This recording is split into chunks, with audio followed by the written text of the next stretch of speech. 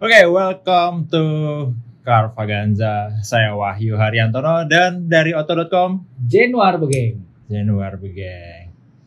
Kita pertama kali nih collab ya di sini. Iya, jarang-jarang nih, Wah. Iya. Biasanya cuma di lapangan, sekarang dalam studio. Iya. Ada apa nih? Ini tadi saya dikabarin mendadak disuruh wawancara orang penting Toyota. Orang penting. Orang penting banget. Gue bajunya ini lagi. Makanya tadi saya nyewa kemeja. Orang saya kesini pakai kaos, naik motor lagi, keringetan. Rambut dioliin ya? Enggak, kalau ini baru. Oh. Baru didandanin minta multi makeupnya Auto Group. Jadi kita di ngobrol-ngobrol kali ini bersamaan dengan ulang tahun ke-50 Toyota di Indonesia. Ya, Toyota Astra Motor di Indonesia. Toyota Astra Motor di Indonesia. Sudah 50 tahun ya ternyata. Iya. Tapi siapa nih kira-kira pembicaranya, Wai? Yang kita ajak ngobrol-ngobrol nih. Ini Mas Dimas Aska.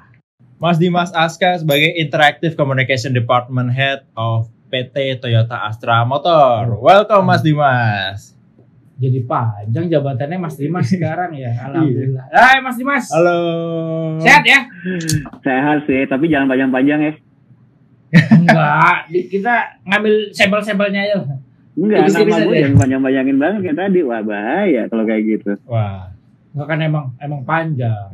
Oke, kita seperti kita bilang tadi, ini kita dalam rangka 50 tahun Toyota di Indonesia. Ya. Kita mulai aja langsung ya? Ya. Oke. Nah, bertepatan dengan 50 tahun Toyota di Indonesia nih. Kan kalau nggak salah bertepatan di bulan April ya. Bisa ceritain dikit nggak gimana sih sejarah Toyota di Indonesia tuh? Oke, thank you. Mungkin gini ceritanya kali ya.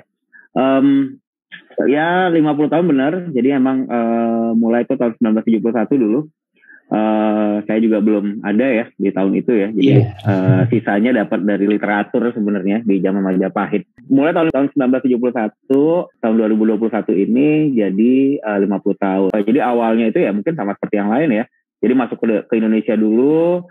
Nah cuma mungkin masuk ke Indonesia ini yang cerita awalnya berubah nih dari dulu sampai sekarang. Jadi dulu tuh awalnya 1971 masuk itu Toyota jadi kayak importir ya.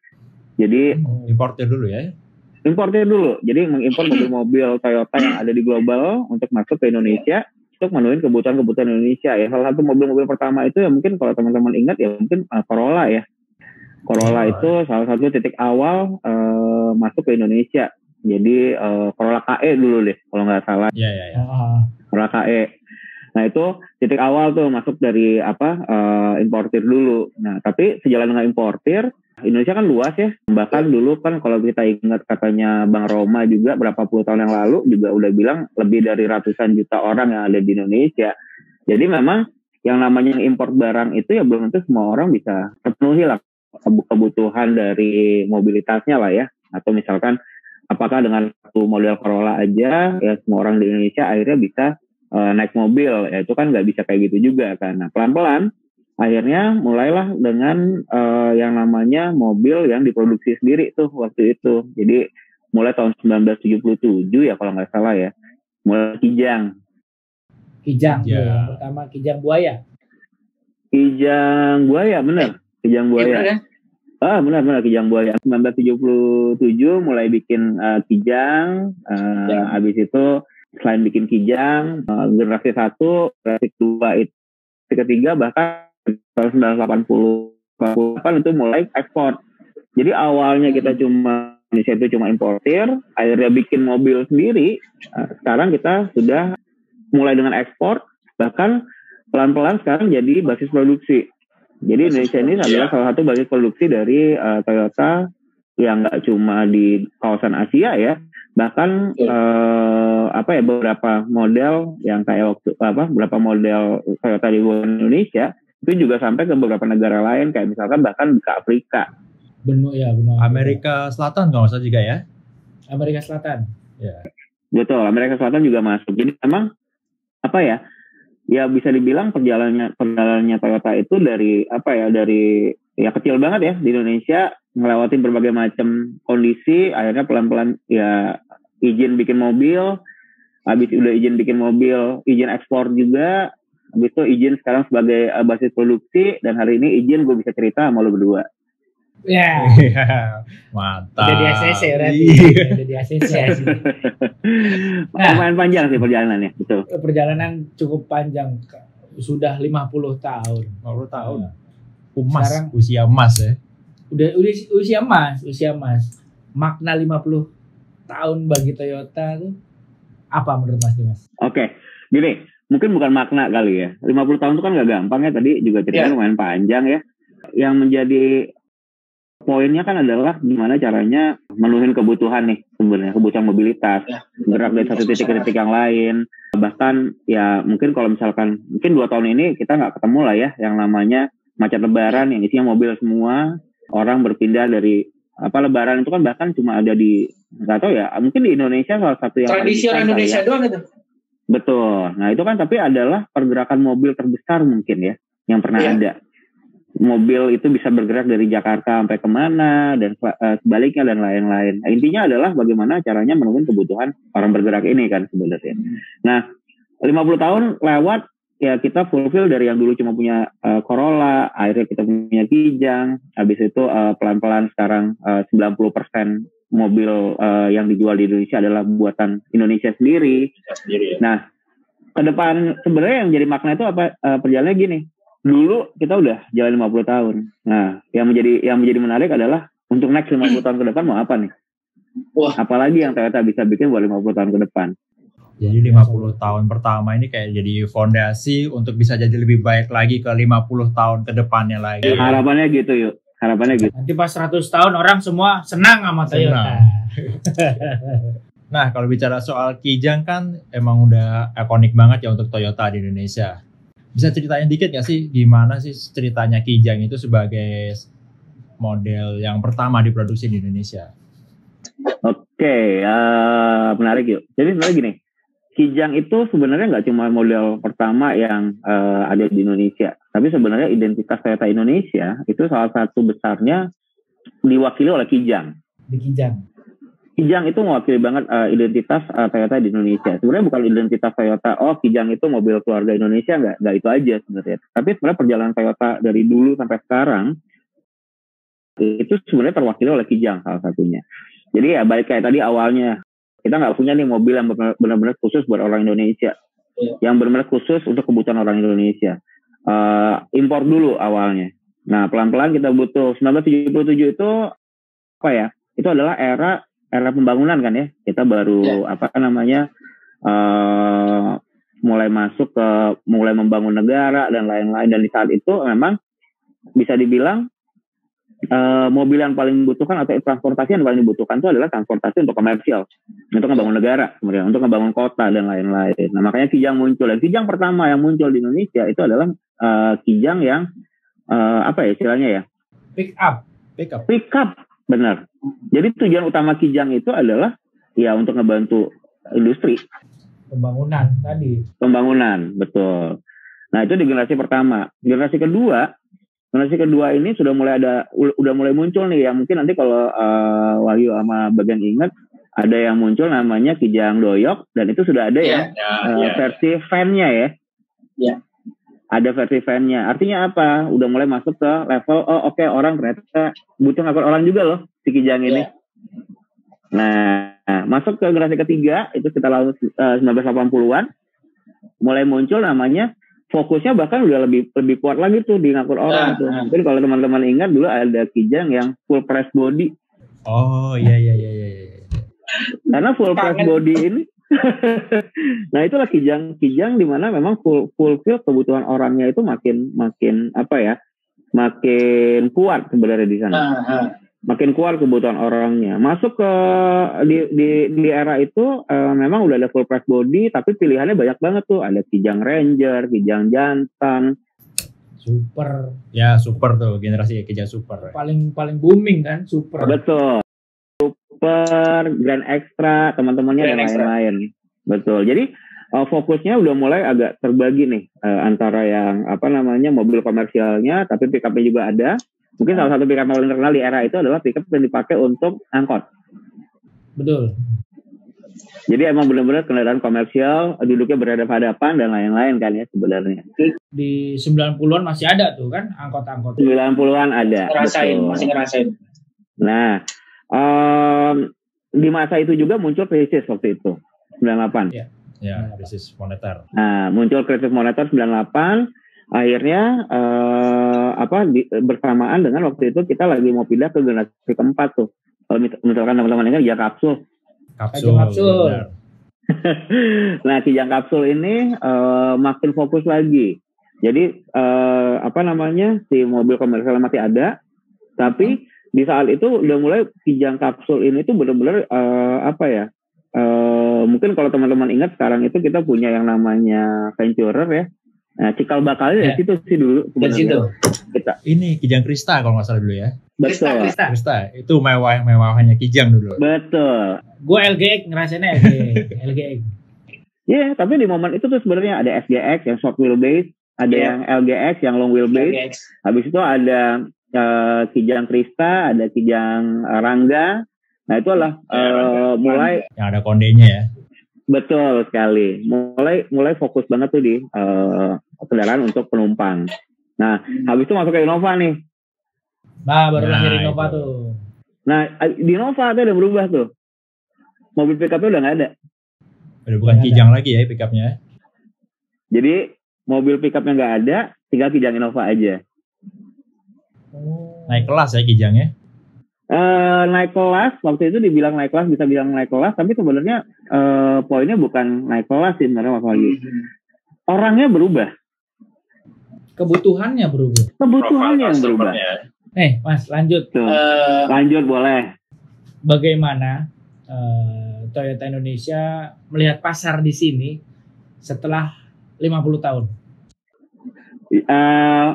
Satu hal yang nggak pernah berubah adalah kebutuhan untuk bergerak dari satu titik ke titik yang lain. Bahkan Indonesia tadi seperti bagian bilang ya, kita punya mudik, itu sebuah budaya yang mungkin ada di negara lain, tradisi yang sangat-sangat besar lah sebenarnya. Nah tapi ada juga yang berubah. Ya mungkin kalau zaman dulu nggak tahu ya, kakek buyut kita kali ya, namanya beli mobil ya pilihannya cuma cash kan. Iya. Ya kalau nggak ada mobilnya pinjam tetangga, gampangnya gitu aja. Berjalannya waktu kan kebutuhannya berubah, orang pengen lebih mudah. Oh ada pilihan-pilihan muncul, ada sih kredit misalkan begitu, ya kan. Mulai muncul perusahaan rental. Ya mungkin kalau misalkan kita tahu 5 tahun sekarang bahkan sudah muncul namanya itu yang ride hailing. Kayak misalkan sharing car dan lain-lain. Tapi basicnya kan tetap satu. Tetap berpindah dari tempat satu ke tempat yang lain sebenarnya. Cuma memang kompleksitasnya makin besar sebenarnya sih. Yeah. Kompleksitasnya makin besar, orang pengen lebih mudah. Bahkan makanya Toyota di tahun 2020 mulai kalau nggak salah waktu itu dengan yang namanya Virtual Expo, harapan cuma satu kok. Kalau dulu orang harus datang ke dealer, lihat bla bla bla segala macam, sekarang tinggal klik mobil sampai rumah. Tapi intinya tetap mobil sampai rumah. Oke, mulai klik nanti mobil sampai rumah. Oke, kita sekarang beda topik nih. Di Indonesia kan sekarang udah mulai kayak berkembang pasar kendaraan elektrifikasi ya. Nah, untuk di Toyota nih gimana sih ngelihat segmen elektrifikasi? Apa sih maksud elektrifikasi dari kacamata Toyota? Kalau kita ngomong elektrifikasi dari Toyota ya sebenarnya, nomor satu itu adalah tetap dimanapun juga elektrifikasi itu adalah salah satu poin di mana kita tetap yang namanya balik ya, otomotif pindah dari satu titik ke titik yang lain kan sebenarnya. Itu basic banget lah sebenarnya. Nah cuma kan elektrifikasi ini kan harusnya bisa ngebantu banyak. Jadi ngebantu dari sisi environment yang lebih baik. Habis itu penggunaan bahan bakar fosil yang mungkin lebih sedikit dan lain-lain sebenarnya. Nah cuma kalau di Toyota sendiri melihatnya gini, elektrifikasi itu seperti apa sih sebenarnya? Elektrifikasi itu adalah pilihan sebenarnya, bukan pilihan, option yang memang harus diberikan untuk teman-teman yang udah pengen ke arah sana sebenarnya. Jadi kalau di Toyota sendiri, mungkin Toyota Indonesia ya, kita starting bawa kendaraan elektrifikasi itu tahun 2009. Artinya sekarang udah berapa tuh? Masuk ke tahun 2012 berarti. Masuk tahun ke-12, 2009 pertama kali kita bawa hybrid itu dulu Prius. Nah jadi Prius sendiri itu kan memang pertama kali ada di Toyota line-up itu di global tahun 1997. Prius mulai juga di Indonesia 2009 waktu itu generasi ketiga. Nah mungkin kalau misalkan kita lihat generasi ketiga ya panjang ya 12 tahun sampai sekarang. Akhirnya sekarang kita juga udah punya nih model-model yang lain. Ada Corolla Cross, ada CHR, Alphard, Camry, Corolla. Bahkan juga udah punya Lexus yang untuk yang full BEV. Jadi memang kalau buat Toyota elektrifikasi ya penting karena udah lama banget ya sebenarnya. Dan Toyota Indonesia juga cukup merasa bahwa ya itu penting. Bahkan kan rencananya bukan nanti tahun depan kita udah mulai nih yang namanya produksi lokal kendaraan hybrid di Indonesia. Jadi balik lagi kayak dulu awalnya impor, pelan-pelan jadi bikin sendiri. Ya kedepannya seperti apa? Walau alam ya sebenarnya. Tapi perjalanan itu akan Bismillah aja. Nah benar. Jadi perjalanan itu rencananya akan kita ulang lagi lah sebenarnya untuk elektrifikasi. Untuk gambarin bahwa itu penting. Ya, jadi nanti saya ngerasain tuh dari zamannya konvensional, hybrid, listrik, pakai mobil Toyota. Asik. Melihat perkembangan setelah beberapa tahun Toyota di Indonesia memasarkan mulai dari mobil hybrid sampai sekarang udah ada yang full elektrik. Animo publik atau pasarnya itu gimana sih terhadap mobil-mobil elektrifikasi ini? Dulu itu ya 2009 ya. Itu tuh kita cuma jualan 2 unit per bulan. Asli, jualan 2 unit per bulan. Saya merasakan kesedihan itu. Masuk ke tahun 2015 waktu itu udah mulai punya berapa pilihan tuh. Mulai masuk Camry, Alphard, ada Time. Ya, kita mulai ada peningkatan tuh, 15 unit per bulan. Nah, pelan-pelan lebarin lagi sampai ke ada Corolla Cross, ada CHR. Sekarang itu kita ada di tahun 2020 kemarin itu 86 unit per bulan. Jadi total itu kita udah jualan mungkin Toyota di Indonesia itu sekitar 4.300 unit ya selama 4.000 kendaraan hybrid. Kendaraan semua. Oh, elektrik dan hybrid ya? Ya, elektrik dan hybrid semuanya. Itu sekitar 4.300 unit ya. Harapannya ke depan akan makin banyak ya. Karena kan kalau nggak salah pemerintah Indonesia pengennya kan sekitar 25-30% yang dijual tiap tahun itu adalah kendaraan elektrifikasi.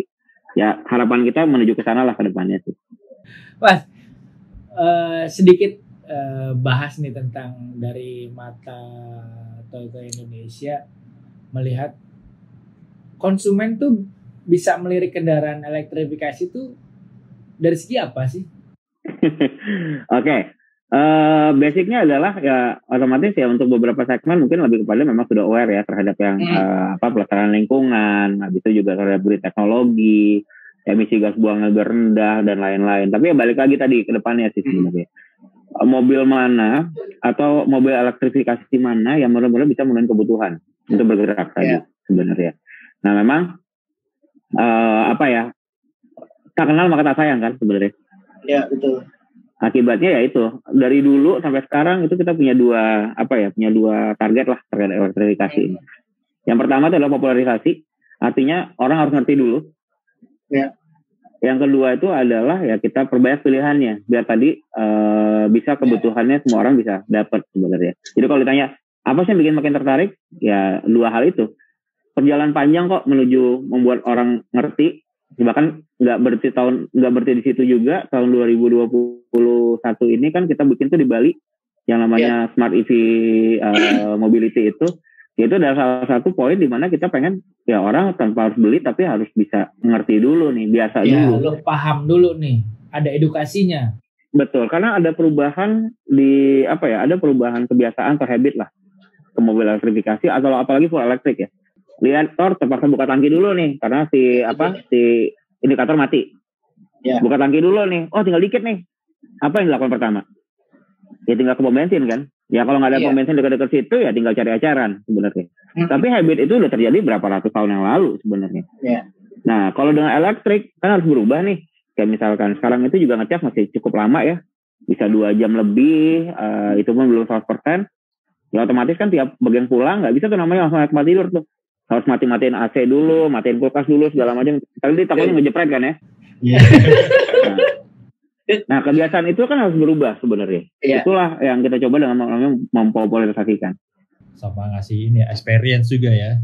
Iya, ngasih Langsung. sebuah pengalaman baru yang lu udah terbiasa konvensional, yang udah biasa lu lakukan sehari-hari, tiba-tiba ada sebuah inovasi yang harus merubah perilaku sebenarnya kan, Merubah perilaku, ya betul. bener nggak? Yang tadi kebiasaan harus ngisi bensin dulu, ngelihat indikator udah mau habis, ngisi ke pom dulu.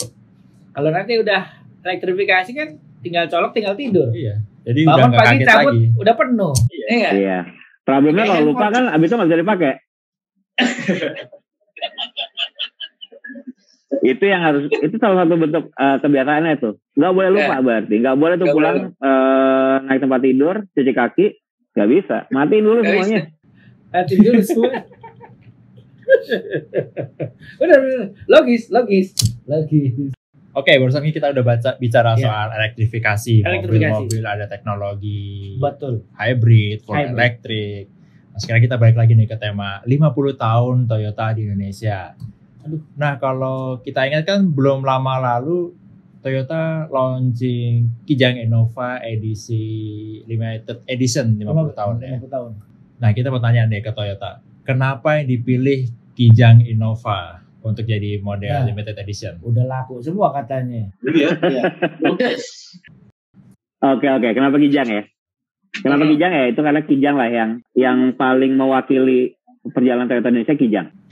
Cerita panjang tadi. Itu Iya. adalah Iya. Kijang sebenarnya. Nah, jadi Kijang itu memang dipilih karena kenapa? Ya, dia adalah salah satu model yang dipakai dari tahun 1977 sampai sekarang Iya. dan nggak pernah hilang nama Kijangnya. Habis itu juga perjalanan Toyota Indonesia juga Kijang itu salah satu yang nggambarin lah usaha Toyota di Indonesia dari bikin mobil komersial sampai akhirnya sekarang ya joknya itu adalah dulu mobil komersial, sekarang itu adalah mobil yang dipakai sama pejabat. Ya. Tapi namanya berubah nggak? Enggak, tapi Kijang juga. Tetap Kijang Innova. Tetap Kijang juga. Makanya dipilihlah Kijang sebenarnya. Dipilih Kijang, habis itu dibikinlah 50 unit yang memang special edition. Jadi memang warnanya cuma satu, white pearl. Habis itu juga ada beberapa upgrade lain di mobil tersebut dari selain warna, habis itu warna velg, warna interior, dan ada juga tambahan beberapa fitur-fitur yang emasnya gitu ya. beda. Nah, si stiker emas atau wrapping emas itu adalah sebenarnya kan warna emas karena gold years ya, Filosofi, lebih dari 50 tahun. Tapi sebenarnya filosofi besarnya itu adalah pada saat orang melihat dari dekat. Karena di situ ada gambaran mengenai apa aja sih yang dilakukan Toyota dari dulu. Dari mobil angkut barang, angkut orang, yang mana di gambar itu nggak akan kelihatan kalau misalkan hanya ngeliat itu dari jauh. Deket secara detail. Baru Secara detail akan kelihatan gambarnya. Tahu filosofi atau historinya nih si perjalanan Kijang gitu ya Mas? Iya, perjalanan Kijang dan akhirnya perjalanan Toyota juga, guys. Oh iya Jadi secara nggak langsung tuh Kijang 50 tahun ada kayak museumnya di Iya. limited Filmnya di edition. stiker itu, benar. Jadi Iya. yang mahal di situ yuk. Innovanya Innova reguler, cuman dibungkus sama limited edition. Ya nggak bisa dibeli di tempat lain. Nggak bisa dibeli tempat lain, benar. Kemarin kan habis tuh 1 jam tuh semenjak kita launching. Emang langsung banyak yang komplain sih. Kenapa sih nggak bikin lebih banyak lagi gitu? Nah itu kenapa Mas Dimas? Ya kalau misalkan kita bikin lebih banyak lagi nggak jadi limited kan? Esensinya hilang ya. Iya benar juga sih. Makanya namanya Esensi limited peringatan edition. eksklusifnya jadi nggak Eksklusif. dapat. Iya benar. Kan namanya limited. Kalau misalkan gue bikin lagi nambah 5 biji aja, udah nggak limited 50-nya. Ya, limited. Limited plus berarti ada ditambahin lagi. Iya. Ntar tahun depannya muncul lagi limited limited generasi kedua. Ya plus deh. Nggak asik jadi nggak asik. Udah paling benar sih memang. Jadi emang 50 ya biar orang-orang yang dapat ya orang-orang yang bisa dibilang beruntung lah. Kalau dibilang latar belakangnya mungkin ya ini asumsi gue nih Mas, yang konsumen yang beli Innova edisi 50 tahun tuh dia kayak punya histori sendiri sama mobil Kijang dulu mungkin kakeknya ya kan, dari bapaknya pernah punya Kijang segala macem, terus nongol lah yang limited edition, gue mesti beli karena ini salah satu kendaraan histori dalam hidup gue. Bener nggak sih ada konsumen yang kayak gitu? Ada. Jadi memang kebetulan karena ini online. Kenapa juga harus online sebenarnya belinya waktu itu? Ya karena nggak mungkin nih kita hanya buka di Jakarta. Di luar Jakarta pasti ribut. Betul. Jakarta pasti ribut. Artinya kita kenapa harus bikin online? Harus dia bisa merata. Walaupun memang di luar perkiraan ya. Asumsi kita 2-3 hari habis, ternyata 1 jam habis. Iya. Kalau nggak salah aku dari sekitar mungkin di atas 60-70% ya. Memang orang-orang pengguna Kijang. Yang punya histori dengan Kijang. Yes, betul. Yang dulu lebaran mudik bareng AA, Teteh. AA semuanya masuk. Iya, semua masuk. Itu dari situ emang kayaknya historinya tuh. Itu filosofi luar biasa loh sampai sekarang. Kalau untuk kayak umuran kita pasti ingat iklan itu pasti Kijang. Semuanya masuk. Masih ingat. Oke Mas Dimas, sebelum kita lanjut, ada baiknya nih kita dengar dulu apa kata konsumen soal Kijang Innova Limited Edition 50th Anniversary.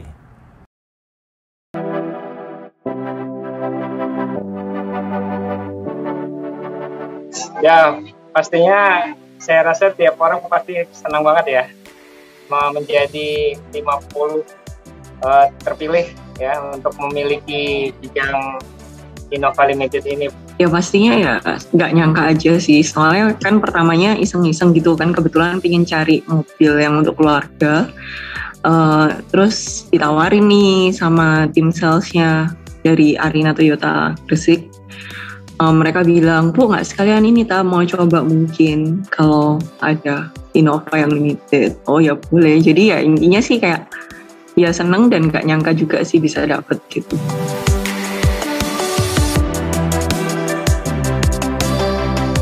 Wah sudah saya incar. Ya, niat saya itu memang saya mau beli mau ganti mobil saya sebelumnya Veloz. Jadi kebetulan lagi cari Kijang Innova, terus kebetulan ditawarin sama salesnya mau coba nggak Bu Innova yang limited ini. Cuman ya mereka nggak bisa janji karena kan memang limited, kalau mau Ibu coba aja. Nah terus waktu coba kok ya dapet kayak gitu.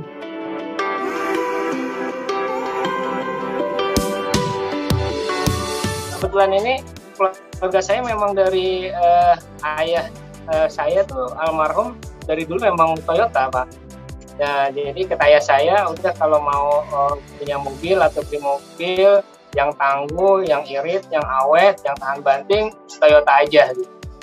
Ayah saya mulai dari punya LGX, kemudian saya beli SGX waktu itu sampai awet, kemudian SGX saya jual, saya ganti dengan Veloz. Veloz 9 tahun saya awet sampai sekarang, sebenarnya sayang diganti. Kemudian saya mau ganti Toyota lagi, pas saya mau lihat list Toyota ternyata ada limited edition itu yang saya mau incar.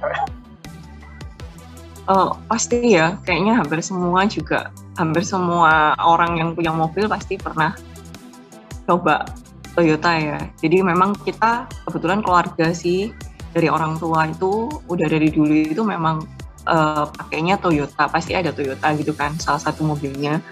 Nah terus kalau misalnya Innova sih, ya sejak awal Innova pertama kali keluar sih kita udah ada waktu itu.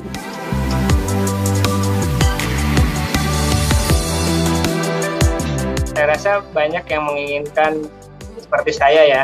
Saya mungkin bersaing dengan bukan hanya dengan 1-2 orang, tapi dengan ratusan orang ya untuk meraih limited edition ini gitu.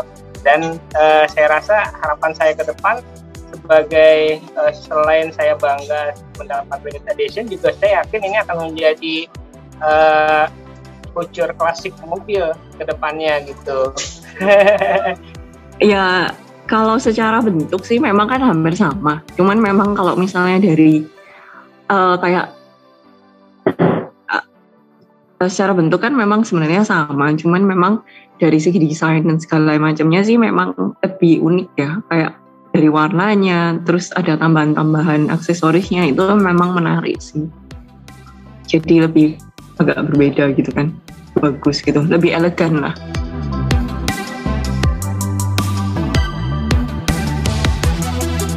pertama saya ingin mengucapkan terima kasih ya kepada Toyota sudah menjadi bagian dari keluarga saya ya dalam hal transportasi ini, sehingga saya bisa membuat suatu memori lah atau kenangan lah bersama keluarga yang ditemani oleh Toyota gitu ya. Nah, harapan saya terus yang baik-baik tetap dipertahankan, kalau bisa ditingkatkan lagi ya.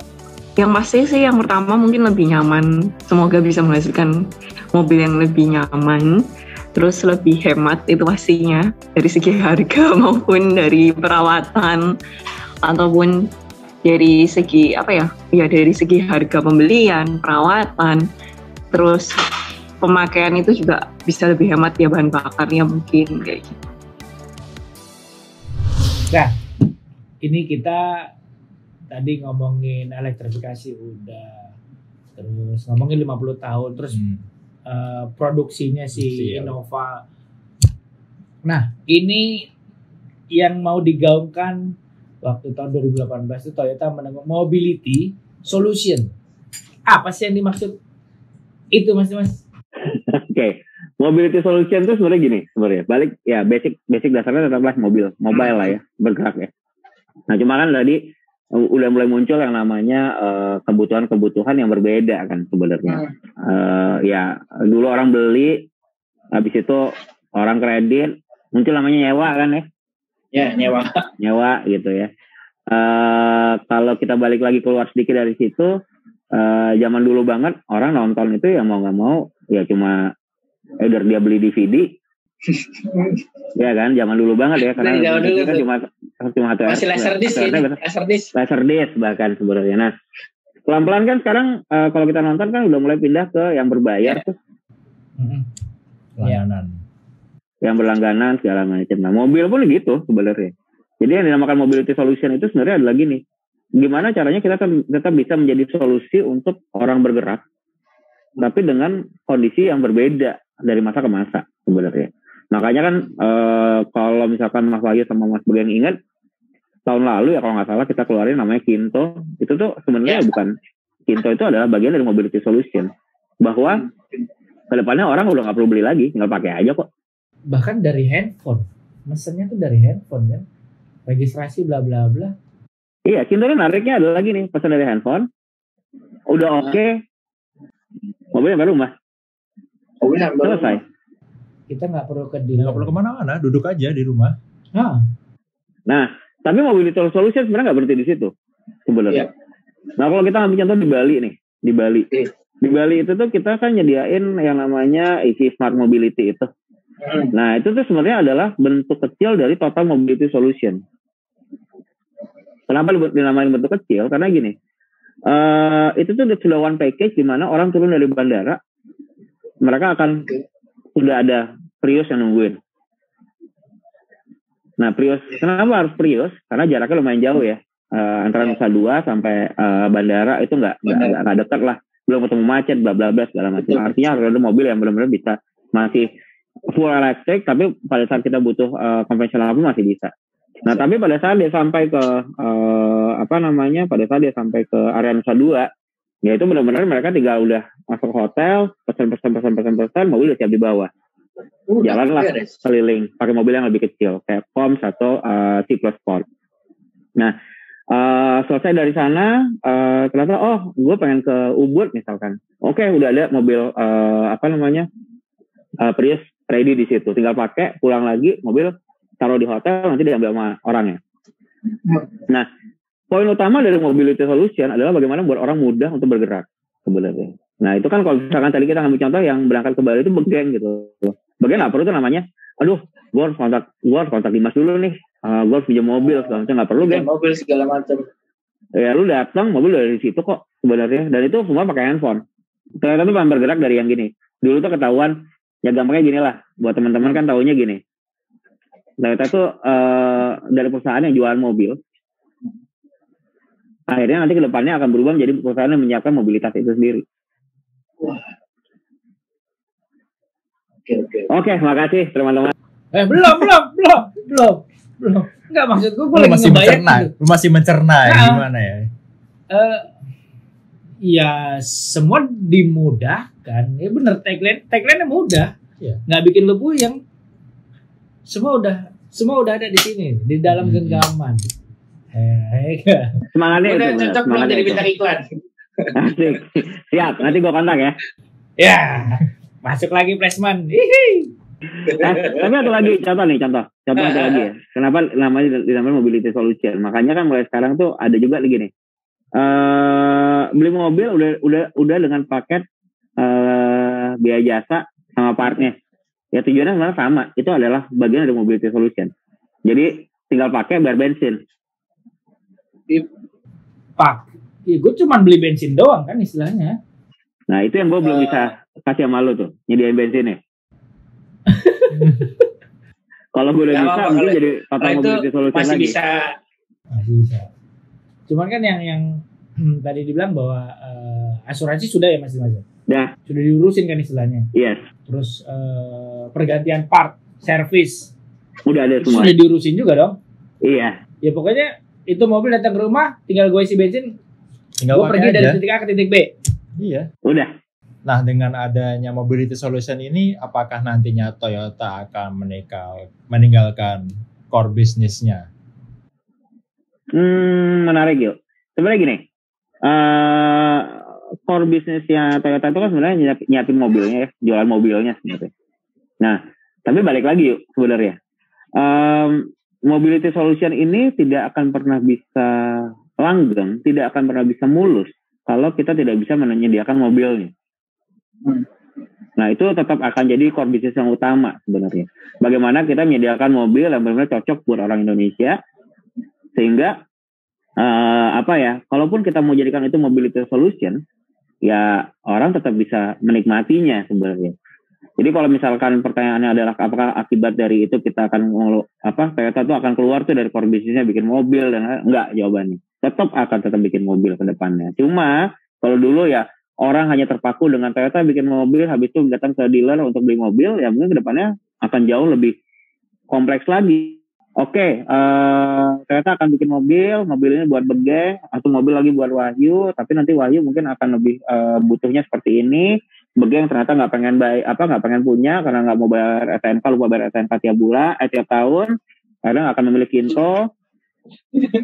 Nah, jadi option itu yang akan dilengkapin untuk konsumen sebenarnya. Tapi bahwa bikin mobil tetap, karena seorang Wahyu dan seorang Bege akan punya kebutuhan mobil yang berbeda.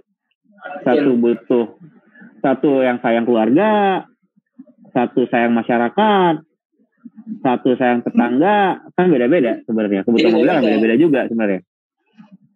Gitu. Jadi kebutuhan nyiapin mobil yang cocok buat masyarakat tetap akan jadi utamanya. Cuma ya lebih dari itu akan disiapin option lainnya untuk mempermudah orang yang moving tadi. Kinto itu tuh ya benar-benar tadi kan ngeklik mobil datang ke rumah. Ya. Bahkan kalau misalkan ya Allah alam ya tiba-tiba mobilnya keserempet gitu ya, ya nggak perlu lu juga ngurusin. Itu udah ada yang ngurusin gitu. Sudah ada yang ngurusin. Bahkan STNK nggak atas nama lu. Jadi nggak perlu tuh ada yang namanya seorang geng Januar lupa bayar STNK tiap tahun, kagak ada. Semua udah ready. Nah yang problem ada lagi nih. Biasanya 2-3 tahun lu pengen ganti mobil. Bener. Ya kalau itu kan karena bukan punya lo, ya tinggal lu balikin aja. Udah, masalah sesimpel itu. Sesimpel itu. Semua udah dipaketin. Iya. Mobil diantar. Kalau misalnya mau diservis, jemput. Ada mobil pengganti kalau nggak salah ya? Ada, betul. Tapi ada ketentuannya nggak sih Mas Dimas? Sorry, gua katakanlah ikut prosedur Kinto segala macam. Apakah ada ketentuan gua pakai mobil ini jaraknya harus 10.000 km? Habis itu mobil udah dipulangin. Jadinya gini, semua paket berbeda-beda lah intinya. Okay. Itu ada macam-macam. Kenapa? Karena gini, ya misalkan Begeng ada Kinto, Wahyu ada Kinto gitu ya, punya Kinto masing-masing, tapi ternyata yang satu lebih suka bahkan sampai keluar kota pun pakai itu, sementara Begeng misalkan karena ada istri kedua, satu lagi buat istri kedua misalkan, ya gampangnya mobilnya mungkin ya cuma dipakai untuk yang ini, itu contoh ya, tapi kalau ada contoh, iya contoh nggak apa-apa. Istri gua nonton. Nggak apa-apa lah, kan ini kan berarti kan lu bilang nggak ada kan sebenarnya. Iya kan contoh. Nah, berarti dia. Kan contoh. Nah, tapi poinnya adalah gini sebenarnya, paket itu banyak banget. Bahkan tuh yang paling baru sekarang kita tuh punya namanya benar-benar paket yang lebih fleksibel. Bahkan 1 tahun udah bisa ganti lagi. Hah? 1 tahun ganti lagi? Ganti mobil? Yoi. Karena apa? Enggak semua orang sama loh kondisinya. Ada orang yang pengen pakai mobil itu sampai 2-3 tahun baru pengen ganti. Tapi jangan zaman sekarang, ya mungkin masih muda segala macam, tahun depan udah pengen ganti mobil. Ya udah ada juga paket seperti itu. Jadi intinya adalah dibikin sefleksibel mungkin. Bahkan kalau nggak salah di beberapa negara maju tuh udah ada namanya Kinto Flip. Ya. Jadi tiap setahun tuh dia bisa ganti 2 atau 3 kali mobil yang berbeda. Menang banyak dong. Iya dong, kalau orangnya bosenan. Iya.